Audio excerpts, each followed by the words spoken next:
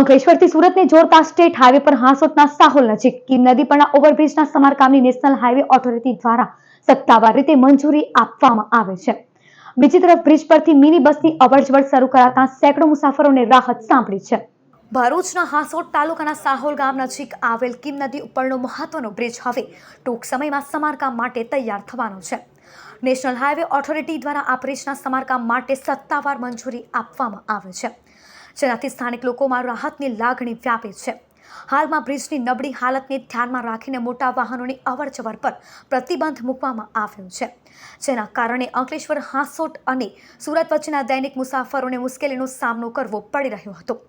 ચૂંટણીની આચારસંહિતા લાગુ હોવાના કારણે હાલમાં ટેન્ડરિંગ પ્રક્રિયા અટકેલી છે, પરંતુ આચારસંહિતા પૂર્ણ થયા બાદ તાત્કાલિક ટેન્ડર પ્રક્રિયા શરૂ કરવામાં આવશે અને સમારકામનું કામ ઝડપથી હાથ ધરાશે।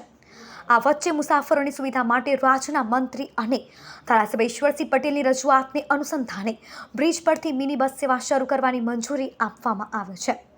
મિની બસ સેવા શરૂ થતાં સ્થાનિક મુસાફરોને મોટા પ્રમાણમાં રાહત મળશે અને રોજિંદા પરિવહન વધુ સરળ બનશે।